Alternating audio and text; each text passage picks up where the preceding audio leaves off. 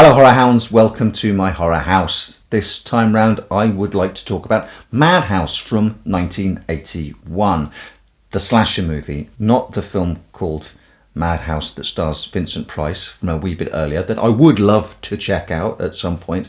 But no, the perhaps unsung, slightly underrated slasher movie that I think deserves a little more love. There's some spice that's added to this on top of the usual slasher cookie cutter formula. The film concerns Julia, a young woman who has sort of made a break from her family, especially her sister, and has spent the last 7 years separated for them to try and get over the trauma of her childhood. Her twin sister, Mary, essentially used to torture her, inflict misery and real pain upon her. The torture used to come to a crescendo every year on their joint birthday, and this film has a sort of ticking clock portion of the narrative to it as we count down towards Julia and Mary's mutual birthday.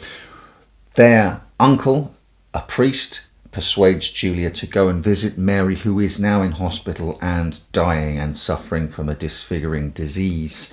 He wants them to sort of make amends, and you get the impression that no one really believes Julia's tales of a traumatic childhood. They think it's in her imagination.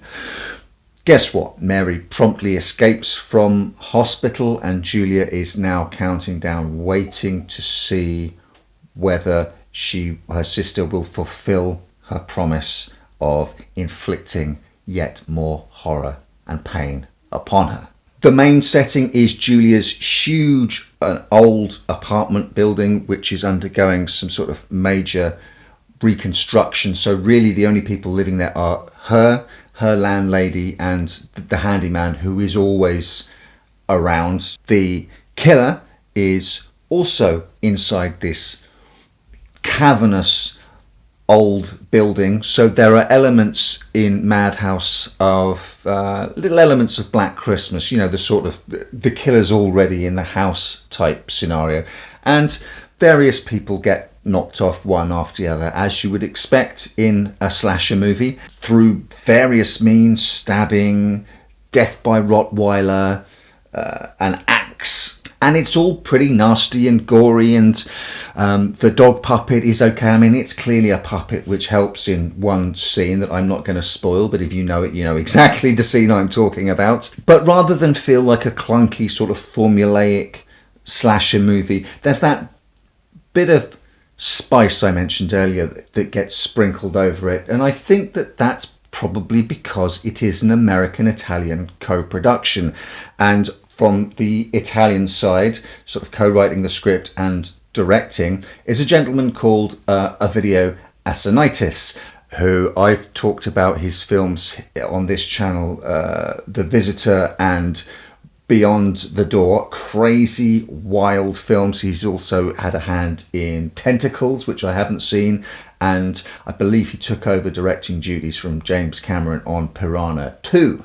So we're talking about a bit of a horror B-movie maestro here, and there's absolutely nothing wrong with that in this house. What the co-production seems to bring is a bit of an Italian sensibility to an American genre format, and co-productions like this always sort of, I think, throw up interesting little twists and turns and takes on a standard sort of more formulaic story format. You only have to look at films like Slugs and the amazing Amityville 2: The Possession, which is part the quintessential American haunted house story, part really over the top Italian sensibility possession movie. And so it is here with Madhouse. Yes, the slasher formula is intact all the way up to the final girl and the final chase, but the look and the feel of it very much lends itself more to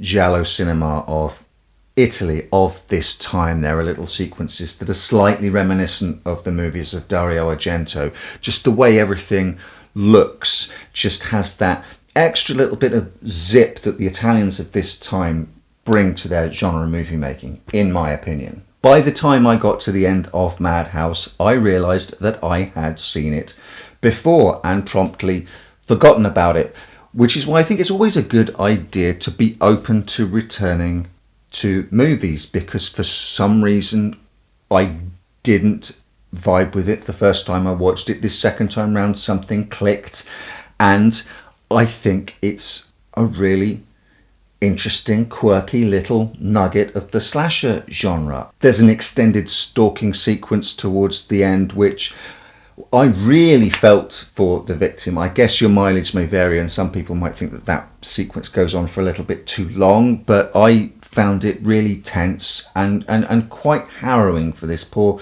lady to go through the sort of extended torment that she does. On the negative side, I feel that, let me try and explain this without spoilers. Okay, you know how at the end of the Scream movies where the ghost faces are revealed and they get to monologue, and that's a tightrope to walk, and you always risk falling off it and going too big or too hammy or too insular. So the killer monologuing at the end of Scream, and I'd say Scream 4 is fantastic. At the end of 2 and 6, just wildly too broad. And unfortunately, I think our antagonist here, I'm treading on eggshells, trying not to spoil anything, because one of the things about this being sort of one of the Italian flavours in this is that you kind of get from the vibe that everything is not as it seems, and you're kind of waiting for some of these crazy narrative left turns that Italian genre cinema of the time takes. And this film does take it, but one of our antagonists is maybe given a little bit too much rope to play the crazy card. And I think maybe just altering the dials on that performance a little rather than going big and staying big might have been a better choice. It's not too much for me to derail the movie.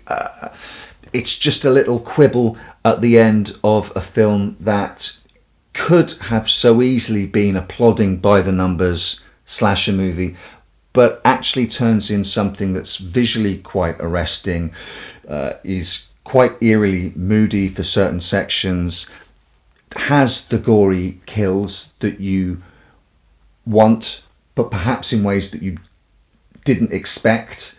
And all in all, an absolutely thoroughly enjoyable entry into the 80s slasher pantheon. Madhouse, I recommend it.